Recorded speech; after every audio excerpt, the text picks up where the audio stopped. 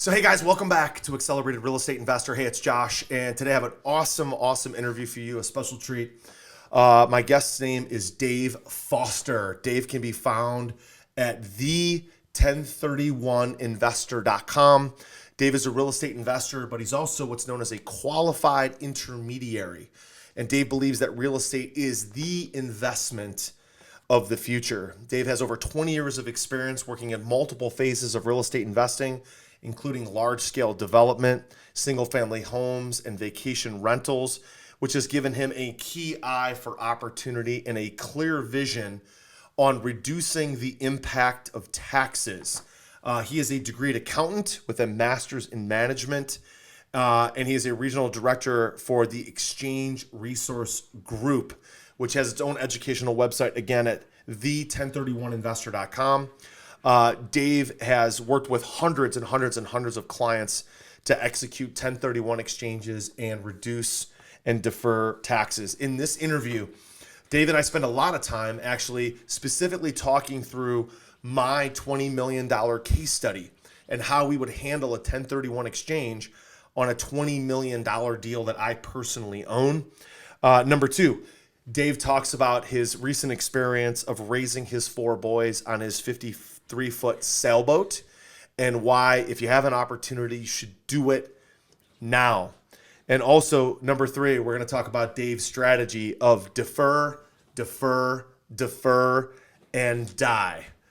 It's an amazing interview. I think you're really going to love it on Accelerated Real Estate Investor with Dave Foster. Here we go. Welcome to the Accelerated Investor Podcast with Josh Cantwell. If you're looking to retire early with forever passive income, you're in the right place. This podcast is the go-to destination for real estate investors, both active and passive, and multifamily apartment investors, both new, intermediate, and advanced. Now, sit back, listen, learn, and accelerate your business, your life, and your investing with the Accelerated Investor Podcast.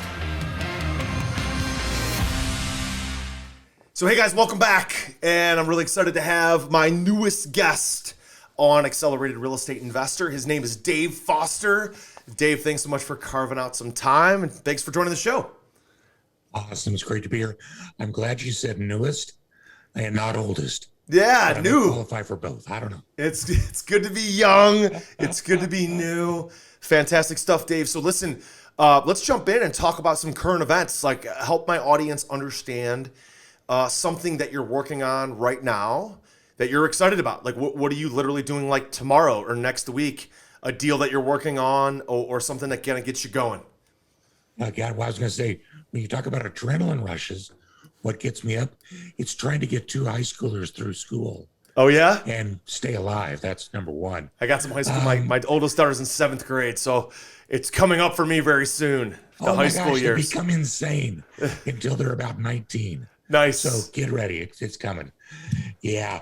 I'm kind of, one thing that I'm doing right now, it's a lot of fun, is I'm right in about 2/3 of the way done with a 200-home subdivision on the investment side that we've done from ground to construction. Nice. And we've got about 100 homes out of the way and 80 more to go. So that's keeping me out of some trouble. Nice. And then just working on finalizing my book on 1031 exchanges, which I think we're going to talk a little bit about here today. Yes. And helping investors. It's a crazy time. It is a crazy time. What a great time to be an investor. It is a wild time to be an investor. I think it's fun. I think now is great. I think there's capital is abundant. There's a lot of trades happening, a lot of transactions happening. Some uncertainty in the market for sure with the new administration and some tax laws that could be changing, obviously surrounding the 1031 exchange, which we'll talk about today. Sure. But yeah, I think it's a great time to be an entrepreneur, right? It's a great time. The world is very pro-entrepreneur. A lot of commercials, a lot of courses, seminars, all different kinds of things. A lot of people taking kind of the bull by the horns and doing their own thing. Even a lot of my own team, my own staff, Rami, my podcast producer, some of my marketing team, they've got a lot of their own side hustles going on, and everybody seems to have the entrepreneurial bug. So I know you've been working with entrepreneurs for years. You've done a lot of development. You've done a lot of single family investments. And I know you're working on a lot of 1031 exchange. So tell me about the book that's coming out. When do we expect the book to come out? And it's all around the 1031 exchange concept. So tell us about the book. And Right. for people that don't know what a 1031 is, why don't you just jump into the basics of 1031 exchanges? Go ahead. Got it. Yeah. So the 1031 exchange is basically just a process that allows you to sell investment property and replace that with new investment property of any type in any location. And in so doing, not pay the tax that would be due on the capital gain or the depreciation recapture. And instead, you use that indefinitely deferred tax to purchase the new real estate. So, in essence, what you're doing is compounding your profits because you invest the tax, you make money on the tax, then you make more money, you do another 1031, and you just keep it rolling forward. And at the end of the day, a significant chunk of your net worth has been built up with deferred tax that was owed the government. Yeah. Now that's what the 1031 exchange does. It's been around forever and a day. It's been user friendly for about the last 25 years. And what I like to do, because I live in the world of strategy, this is a process that I discovered for myself and started using over 20 years ago. And through that time, I am most happy when I'm working with investors, helping them to strategically use this process. So the book is a little bit about the rules, which everybody knows and can learn and follow on YouTube. But it's more about how can you strategically and creatively develop your portfolio through different actions throughout the life cycle of you as a real estate investor. Yeah. And that's where we're going to focus, including case studies from actual clients. And well, you know how it goes. It's like a builder that says there's 14 days in every month. I think we're expecting this out any month. Yeah. It's in final way to be right now. Got it. Love it. Yeah, we'll make sure we talk about at the end here.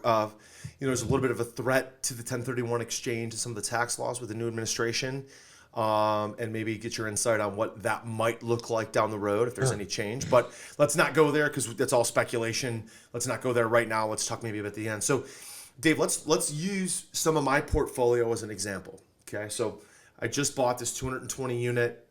Purchase price is $11.65 million. We did it through an entity drop through a MIPA, a membership interest purchase agreement. We bought the LLC, which included the real estate. Talked to our accountants and CPAs before we bought it, and they assured us that we'd be able to restart the depreciation schedule and kind of start from ground zero. So we're going to do that. And purchase price 11.65. We're going to put about 1.4 into it with soft costs, etc. We're going to be in for about 13.5. We're going to force the appreciation. Going to be worth about 18.5 million about 3 years from now when we're done with all of our capital improvements, putting on new roofs, turning the units, adding a dog park, adding in some amenities, adding a playground, striping the driveway, etc., etc. Then we anticipate that there's going to be additional growth, of course, right? So we're going to refinance roughly 3 years from now, return all the investors' equity, pay off the bank loan, and move into permanent financing. Or we can refi. The financing that we got allows us to convert the loan into a permanent loan with a 25-year AM schedule. So let's assume under that scenario, let's say it's 10 years from now. Right now I'm in my mid-40s, then I'm in my mid-50s. Let's say I want to sell the building, and I've got this decision to make, right? I can either sell the building, take the cash, go spend it on whatever I want, pay a lot of tax, or I can 1031 it. So walk the audience through and walk me through some of the questions that you'd ask me, some of the strategy that you would be walking me through, let's say 10 years from now, assuming the tax laws stay the same. What are some of the things that you'd be asking your clients if I was your client or one of our some of our audience was your client? How do we think through this process to make the best decision? Sure.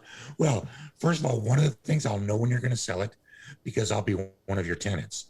As soon as you said dog park, I'm there. All right. Sounds I good. live in St. Petersburg, which is the home of brew pubs and border collies.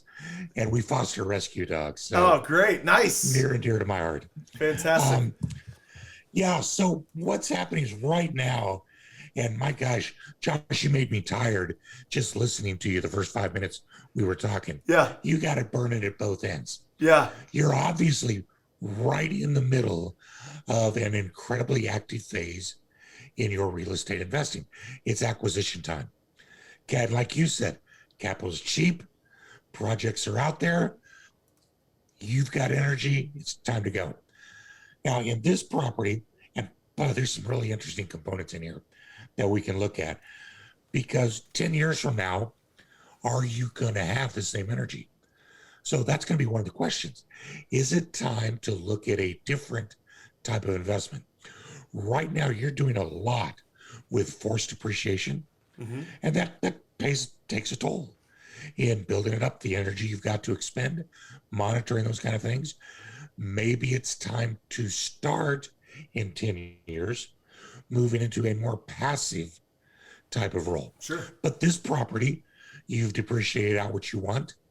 It's time to sell. The neighborhood demographics are changing. For whatever reason, it's time. So, do you want to go back into more multifamily? I mean, I think we all sense that right now, multifamily's been on a huge run.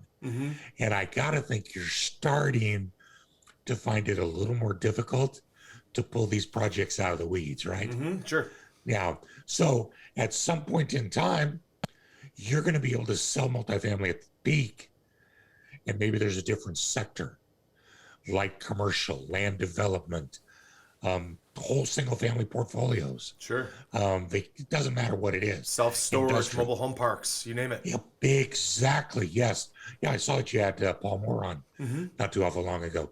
And speaking of that, so the 1031 allows you to go from any type of investment real estate to any other type. So it's all about finding what I call holes in the market. Where are the places where there's an inefficiency, where I can sell my product high and go buy this other product low that meets my needs, whether it's income, whether it's a certain load of management, or that kind of thing. So that's one of the questions that I would really start with on these people. Now, in your situation, let's say that 10 years from now was the 18 million. A refinance is a beautiful tool because the refinance is not a taxable event. Now, it doesn't affect the requirements for your reinvestment on the 1031. If you sell your property for 18 million, then you must replace that, if you want to defer all tax, with at least 18 million of new real estate. Okay. But it doesn't have to be just one. So maybe there's a couple value adds out there, and you sell the one to go buy two cheaper ones. And then what are you going to do? Rinse and repeat, and keep doing that and diversifying out until you wake up one day and you're tired. You go, what the heck? Yeah. And it's because you got so many of these things. So then you start to sell 2 or 3 of them and combine them into one much larger asset, maybe an office tower or a large big box strip center or mall of some sort. Sky's the limit. But you can increase the number through diversification. You can decrease the number, and you can move into any other sector. And for you, the refinance gives you the cash to accelerate that process. So you could take the refinance cash and, like you said, repay your investor's principal, or take it and go buy the next project. Yeah.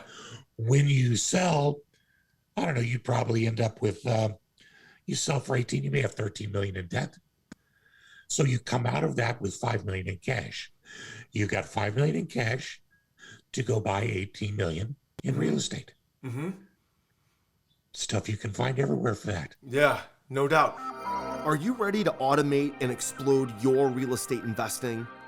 We're searching for extremely motivated individuals who are sick and tired of wasting time and want to finally see real results from their real estate investing business. We're searching for investors looking to get to the next level and become a bigger, better version of themselves while being a more successful real estate investing entrepreneur. Apply for mentoring and coaching at joshcantwellcoaching.com/podcast. That's joshcantwellcoaching.com/podcast. So Right. the mechanics of the numbers. So I'm sort of a numbers geek, right? Like my math was my favorite, subject in school, and math just flies out the top of my head. So if I'm in for 13 and a half, a little bit of principal pay down, let's say, with the debt reduction, I'm all in for 12, but my basis with all my expenses is 13 and a half. And I've done some accelerated depreciation over this, 10-year period. So maybe my loan value, let's say 10 years from now, let's say my loan amount on my loan is now $7 million. I sell the real estate for $20 million, so I have $13 million in proceeds. And my depreciation schedule through my accelerated depreciation, regular depreciation schedule has reduced my basis down also to, let's say, $7 million. Okay. So easy numbers, 7 million of basis, 7 million in a loan, value of the real estate's 20, sell it, million of closing costs. So I'm at 19 of proceeds, minus the 7 million. So I'm walking away with 12 million in cash, and my sale number was 20 million. What are my requirements? Like, how much of that do I have to put into the next deal? So, because the last deal I bought an 80 unit about 6 months ago. And I remember seeing that the seller of that deal, his name was Ron. Ron did a 1031 exchange, and his proceeds, that was a smaller deal. So I think Ron's dollars when he walked away was like 600 grand, all went into a 1031 exchange account for him to reinvest in the next deal. So help me understand the mechanics of that. Like, I'm selling for 20, my basis is only 7. I would have a taxable event of $13 million. That 13 million of now proceeds, or 12 million of proceeds after my closing costs, all of that has to go into the next deal. I have to roll it all into the next deal. True or false? Right. So if you didn't do the 1031 exchange, you're looking at that 13 million in gain, which part of it's capital gain, part of it's depreciation, recapture. I mean, ballpark that thing at 1.62 million in tax. In tax. Got it. I mean, okay, right? Alarm bells start going off. I got to give up 2 million. When you do a 1031 exchange, the key word there in the IRS's eyes is exchange. Mm-hmm. They are expecting you to carry forward your equity and your bases, and the forms that you fill out all speak to that at the end of the tax year. So the IRS doesn't care how much your gain is, only that you're carrying it all forward. Okay. So what they say that makes the requirements pretty easy to understand is that you must do 2 things if you want to defer all tax. The first one is purchase at least as much as your net sale. Okay. Now, that's not the 20 million. That's going to be the 19 whatever. Okay. Say it's 19. So you got to purchase 19 million. Second part, you must use all of the cash proceeds in the next purchase or purchases. Okay. So you generated 12 million in cash, selling for 19 million. So if you want to defer all tax, you must purchase 19 using all 12 to do that. Okay. Now, what the IRS says is that you can purchase less. You can purchase 18. You can take cash out to go pay off investors or do whatever. But when you do that, they choose to interpret that you're taking out profit first. Okay. So you want to say taxable. This $1 million is a return of my original basis. The IRS says, nah, it's profit. And we all know who wins that argument, right? Yeah, right. The guys with the nuclear weapons. So is what it is. Got it. But that's what we would call a partial exchange. Got it. And this actually leads us into an interesting discussion from a syndication point of view, because you mentioned investors. Now, those investors are all with you as members of your LLC. Correct. Is that correct? So let me add one step to the storyline. So the real numbers here of this real deal is, again, 11.65 purchase price. We recruited 3.5 million of limited partner cash. We syndicated the deal. We gave up 18% of the equity. We kept 82% of the equity for us. So me, Glenn, Tyler, my partners, we own 82% of the deal. We gave up 18.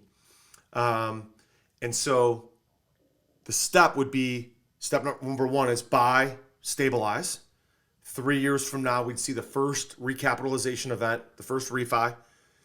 At that event, we would pay off the bank loan and return all the investors' equity. Because if the valuation is 18 or 19 million, we get a new loan at, let's say, 75%. That new loan is going to be about 14, 15 million. And that's going to allow us to pay off the bank loan and all of the limited partner equity and some refi proceeds to us and to our investors. So we got a new loan on it now, let's say for 14 and a half.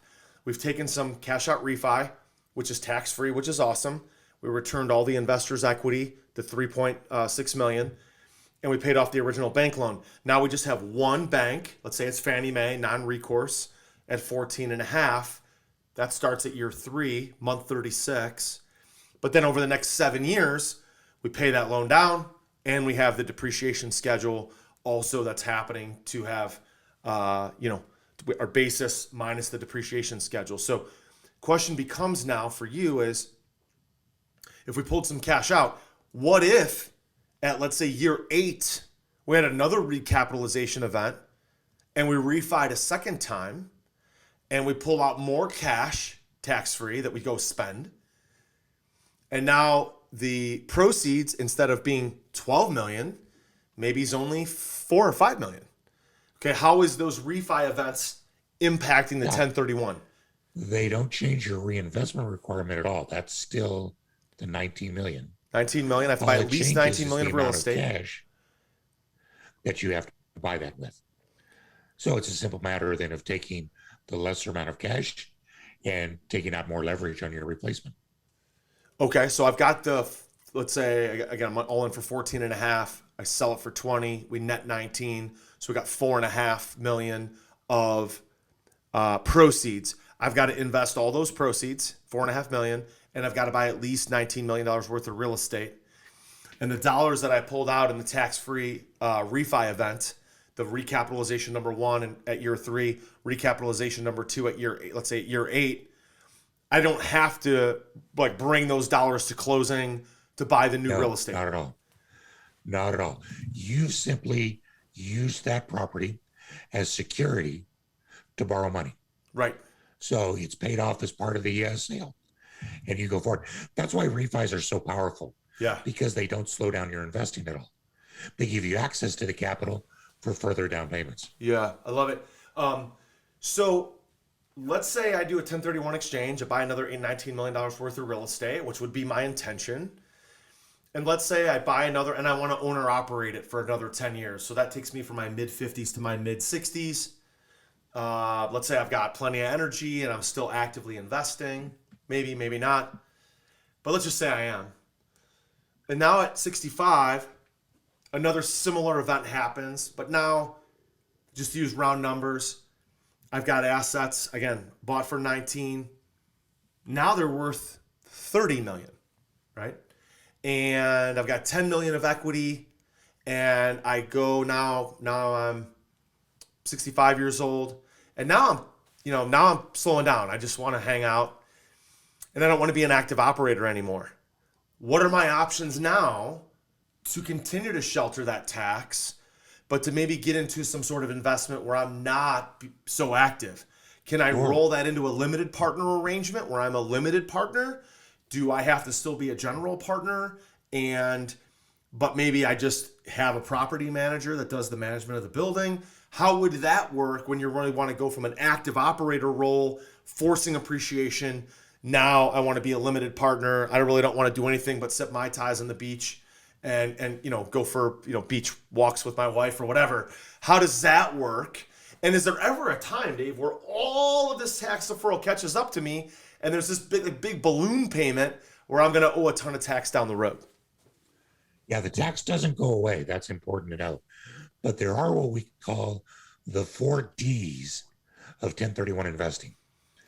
You ready? Yes. Defer, defer, defer, die. Okay. All right. Explain. What do you mean? Defer, Right. defer, defer, and So as long croak. as you don't sell the property ever, you never pay the tax.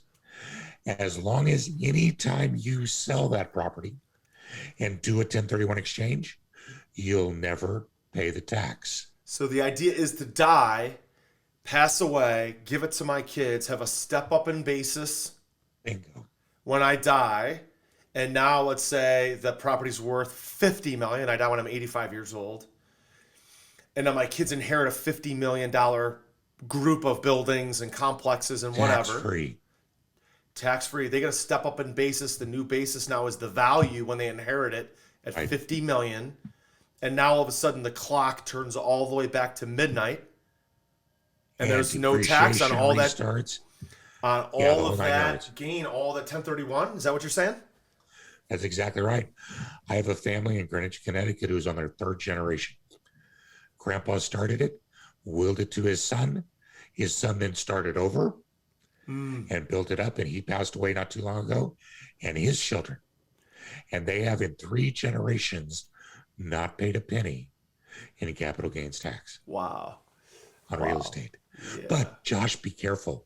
Okay. Why? Do not let your children go into any kind of medical field, because when they figure out the benefit of your death, they may find some ways to accelerate. I don't know.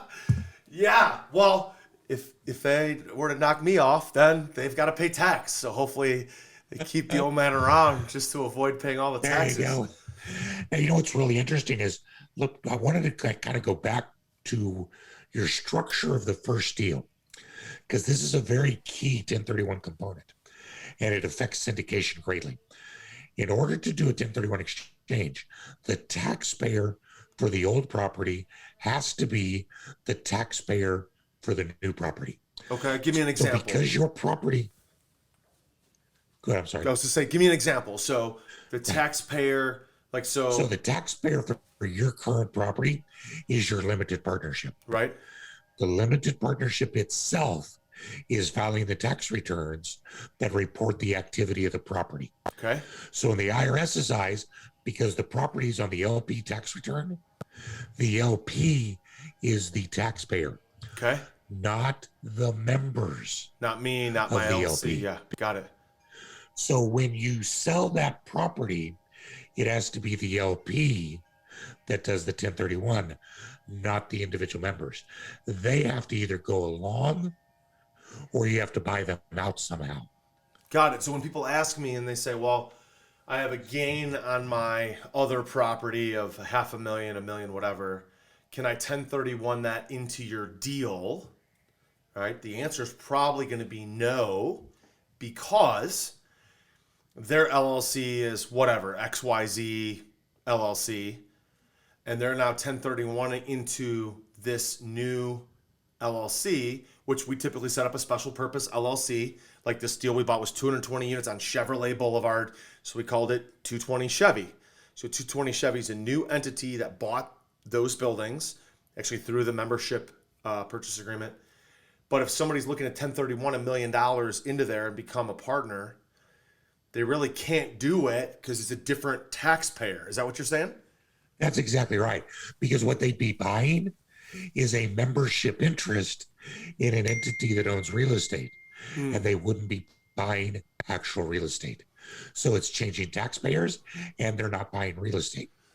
Now, the answer to Josh, if you can make it work, and at certain times you can if the financing is right, is that if that investor, if you were able to sell to them a tenant in common interest to the property, so that 220 Chevy actually ends up owning, let's say, 90% of that property, and XYZ LLC owns 10%, then they could 1031 into that tenant in common interest. And when it was sold, then, of course, 220 Chevy can do an exchange on their portion, XYZ LLC can do a 1031 on its portion. Got it. But you got to be very careful that what you actually own is real estate itself. Right. Right. Got it. So then if we were to sell that building, let's say again, 10 years from now, I'm now in my mid 50s, and I had this 10% partner come in from their 1031 into my deal in a tenant in common arrangement. Now we go sell the real estate and we go buy the next group of buildings. Can they then exit the partnership as long as they roll their 10% into another deal of equal or larger size, roll in all their proceeds? You said those are the two requirements, but they could now go do a deal without me, right? They could go do a different deal so long as the taxpayer remains the same. True? Exactly right. What you guys own at that moment in time is actually two pieces of real estate. Mm-hmm. That happens to be a percentage of a larger piece of real estate. Right. You own 90% of it. They own 10% of it. So you do a 1031 in your direction. They do a 1031 wherever they want to go. In my newest real estate investing book, The Flip System, you'll learn the proven secrets and strategies that I've used to be a successful real estate investor. You'll also hear the story of my journey from quitting my job to doing over 2,000 units of apartments.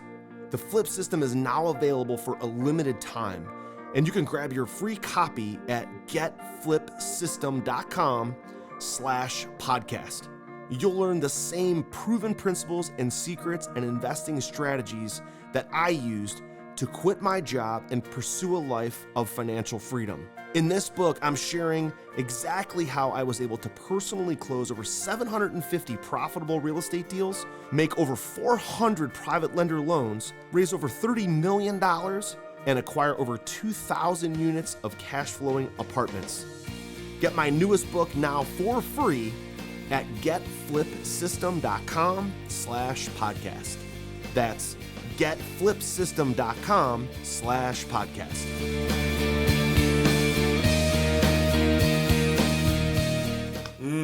Love it. Okay, but the key being buy real estate that's the same price or more, roll in all your proceeds, and make sure the taxpayer remains the same. Exactly. That's correct. Got it. Love it. Fantastic. So Dave, help me understand who is your best client. So with our listeners, we got thousands and thousands and thousands of listeners every week, people that are on the show. Who is somebody that should be reaching out to you? Describe your sort of ideal client, and then give us your contact information. Where can they get a hold of you? Got it. Well, that's kind of the beautiful thing about this is that the 1031 works for anybody who has a piece of property that is either highly appreciated or that has been highly depreciated. Okay. And they're ready to sell it and go buy something else for whatever reason, whether they want to change locations, whether they want to change sectors in real estate, whether they want to go from active management to passive management, whether it's time to retire and look at something more passive, or whether it's time to get a vacation rental, or maybe a potential retirement home. The 1031 can work in every one of those examples. That's fantastic. And that's the beauty of it. So it could be somebody who's making, just a residential investment. They've got a property that appreciated and depreciated at the same time. Obviously, the market's been good for the last 10 years. So you got people that held rentals for the last 10 years. Now they're highly appreciated and highly depreciated. But, it might be somebody who's in their mid 40s or early 50s who just, had a good run the last 10 years. It doesn't have to be somebody who's ultra wealthy. And maybe they're walking away with a $700,000 profit it could be profit plus depreciation adds up to $700,000. And they're like, wow, I don't want to have to pay tax on all that. I don't want to have to pay, let's say, $150,000 or $200,000 in taxes. I just want to roll it. So you don't have to be one of the ultra wealthy to use this tool. Oh, absolutely. As a matter of fact, the average exchange, the size of an average exchange in America last year was a little over $300,000. Okay. That's mom and pop. Yeah, all day. That's regular America. And if they're deferring tax on, say, $50,000 or $60,000 in profit, that's a $10,000 or $15,000 gain tax that they would pay. And if all they do is the 1031 process to put it into new real estate, then that $10,000 in tax goes forward with them to go buy more real estate. And if you make a 10% return on your money, that means that every year, courtesy of the United States government and your silent partner, Uncle Sam, you're making $1,000 a year. That's real money. Yeah. Now multiply that times 10, 100, 1,000, and you see it's applicable to whatever size. My favorite client of all time was a little lady in Cape Coral, Florida, who sold a dry lot for like $11,000. It was nothing. And I said, you realize by the time you do a 1031 exchange, you're going to pay me more than you're saving. Yeah. You're going to save $300 or $400. And I swear to God, she looked at me and goes, yeah, but Dave, that's my $400. Yeah. Yeah. That's the attitude of the 1031 investor. That's fantastic stuff. So I guess the mindset of the 1031 investor also has to be, once I start this process, I really can't ever go back. Like, it's defer, die. And eventually, if you decided to sell without a 1031 down the road, the Uncle Sam's gonna come back and take a big chunk of whatever that is, and it could be even more than the proceeds if you do a long enough deferral. Refinance. Yeah, it could be more. The tax owed could be more than the proceeds of that final sale, and you could be completely upside down. So that's the downside risk, right? Well, that's exactly right.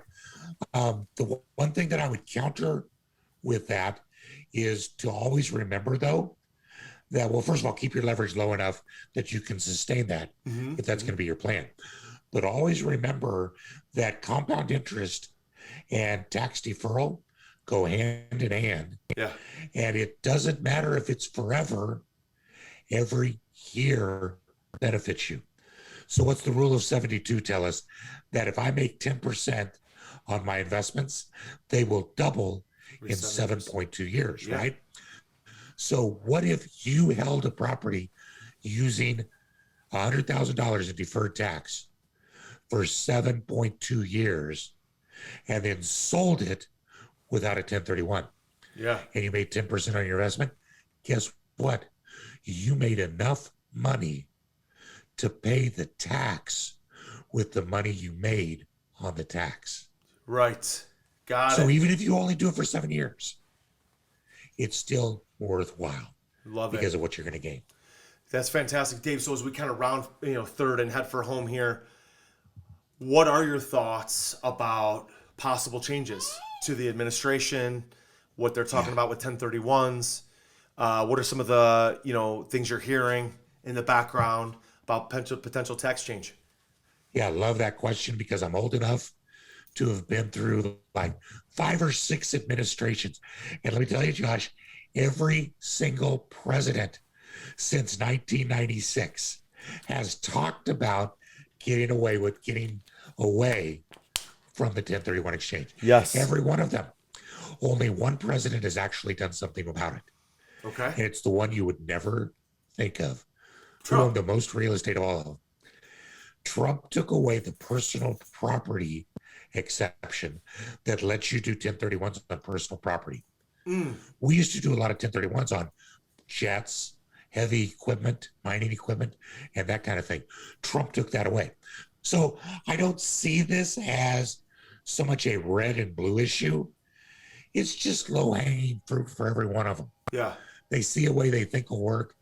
Let's take that away. It'll generate money. Because it's also Congress probably a lot of pandering. pandering. It's probably a lot of talk. It's a lot of vote me in and I'm going to take this away from the rich. But again, you're talking about mom and pop. $300,000 is your average. These are regular Americans, mom and pop types. These are not the ultra wealthy. Of course, the ultra wealthy use this strategy too. But you look, everybody in Congress is getting rich off of our country. It doesn't matter if you're red or blue. And they all own real estate. So do we really think that they're going to vote for a law that's going to force them to pay a ton of tax and vote for a law where your average American $300,000 gain is using this strategy to buy more real estate? It's going to disincentivize the reason to own property. And you know, there's lots of other reasons to own property, but the 1031 is one of the many reasons. And if you disincentivize the market, it's going to destabilize prices. Prices will go down. It's going to impact the overall economy. So it's a massive, massive decision that negatively impacts lots of people. And of course, the lawmakers who probably own tons of real estate in their portfolio. So probably, from my opinion, and again, probably not something that's going to happen on a grand scale. Maybe there's a couple tweaks. Is that your thought too? Maybe there's a tweak to the program, but not large scale overhaul. Concerned with it right now at all. They're having trouble assigning parking places in Congress without a fight. So I think it's low on the radar screen. But like you said, it is a huge economic generator. And it increases the velocity of money. There's over, I'd say around 600,000 to 700,000 exchanges that are happening every year. Wow, okay. That is increasing the velocity of money. And velocity of money is what keeps inflation at bay. Rather than print more, you make the money that's in circulation work harder. So, as Gideon Tucker said, nobody's person, property, or liberty are safe as long as Congress is in session. Yeah. But right now, I'm not too awful worried about it. Got it. Fantastic. Dave, let's do this. Let me ask you a couple kind of quick fire questions, and just your kind of journey, more of some of the things you've learned along your way as an entrepreneur, as a business owner. First question, and you could take a little bit longer to maybe answer this one, but if you were to be able to reach back into time and talk to a younger, former Dave Foster, what is some advice that you'd give your younger, former self? What's some advice you'd pass back to our audience that they can incorporate into their entrepreneurial journey with real estate, or even outside of real estate? What are some things you've learned along the way that you wish you would have done differently, or just some tips, hacks, things that you think that, you wish you had done or our audience should be doing along their process, their journey? Yeah. Well, as the markets have changed, we've gone so much from a local real estate economy to where now the nation and world are really available to us. So I don't want to beat myself up too bad, but I would tell myself, being in Denver in the early 90s, hey, Dave, don't forget there's all kinds of places in the United States where you can take advantage of inefficiencies of the market. Mm-hmm. And I wouldn't have just invested there and kept my portfolio around me. That's probably one. But far and away, the biggest thing is it would be a reminder. And I would say, hey, Dave, remember, when the opportunity is there, don't wait for tomorrow, do it now. Yeah. We positioned our real estate to sail away into a early retirement, raising our 4 boys on a 53-foot sailboat. Yeah. And we took advantage of the opportunity to do it.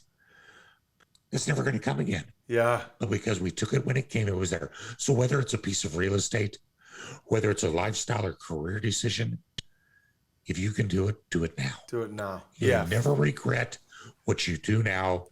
You'll always regret what you didn't do. Yeah, love that. Dave, let's finish with the final 5 quick questions. Take 10 to 30 seconds to answer these questions. Question number 1, what is your favorite way to find real estate deals? Oh, I love to find what are called cones of investment. I look for where the federal government is putting money, whether it's a military reservation or whether it's universities or whether it's special pork belly products. Okay. Where the government invests, the economy will grow. Fantastic. Number 2, what's your favorite place or way to find capital from limited partners or joint venture partners, to partner with on your deals and bring capital to your projects? I'm kind of a Luddite and a dinosaur. This is going to be a totally unsatisfactory answer. Okay. But I don't like to use other people's money. I didn't like it. I didn't like how it made me feel and the risk I was taking with their money. So I always just looked at my own bank accounts. And if it's not there, we don't do it. Okay. Like it. Question number 3, what's the favorite book that you've read recently and why? Oh man. Can I give you 3 real quick? Sure. Bombs away. First of all, the Proverbs in the Bible, the absolute ultimate business and personal relationship guide you'll ever read. My two favorite business books, though, by the same author, Whatever Happened to Penny Candy and The Clipper Ship Strategy, both by Richard Marbury. Whatever Happened to Penny Candy, best primer on inflation you'll ever read. Oh, nice. The Clipper Ship Strategy, best primer on how to find those cones of investment by the federal government. Love it, man. Those are two books I have not heard of. So I can understand them. Love it. Dave, favorite place for you to vacation, decompress, and think? Out of my sailboat. On the sailboat, of course. That's fantastic. And last question, Dave. Who's the favorite mentor that you ever had, or the person that had the biggest impact on your life? He probably doesn't even know it to this day. A guy named Mike Sumter was my direct superior.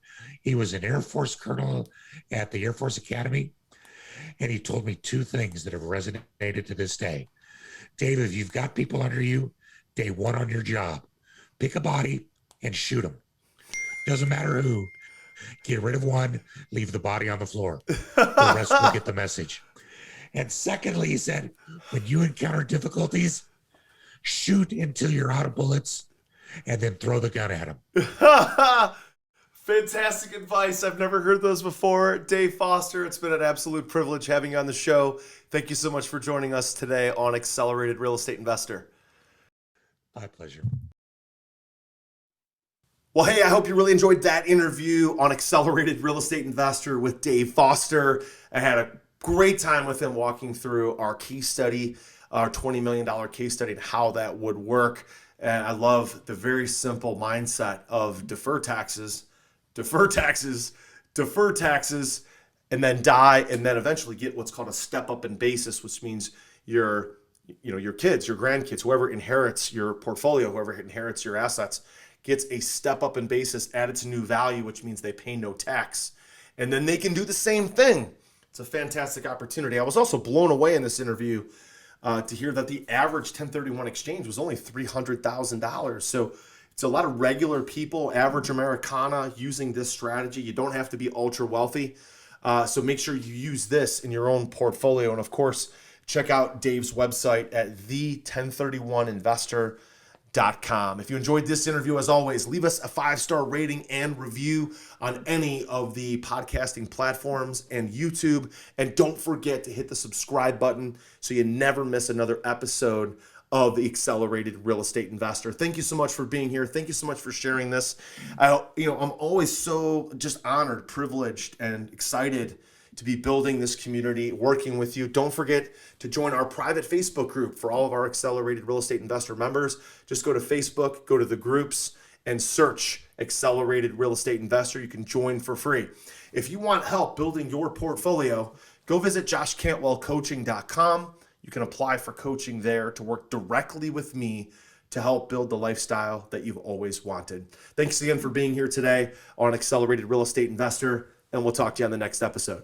We'll see you soon. Take care. Hey, Josh here, and do you want to win a free Accelerated Investor t-shirt? All you have to do is give Accelerated Investor, our podcast, Accelerated Investor, a rating and a review on iTunes, okay? Do that now. Then send us a screenshot on Facebook or Instagram or Twitter. What we're gonna do then is every week we're gonna pick our favorite rating and review, and we're gonna send that person a free t-shirt and maybe, again, some other cool, fun stuff as well from Accelerated Investors. So again, don't forget to take a screenshot. Leave a rating, review, take a screenshot, send it to us so we know exactly who you are. And then once a week, every week on the podcast, we will announce a new winner. Don't forget to take a screenshot and send it to us so we know exactly who you are. We'll announce a new winner every week.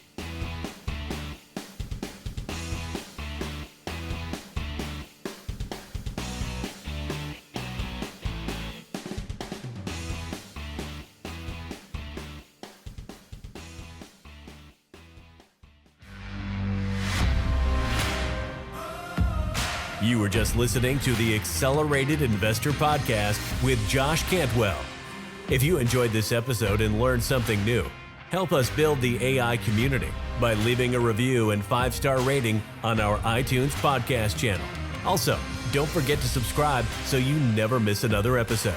To see passive investing opportunities, visit freelandventures.com/passive. To start your journey toward the lifestyle you've always dreamed of with multifamily apartments, apply for one-on-one coaching with Josh at www.joshcantwellcoaching.com.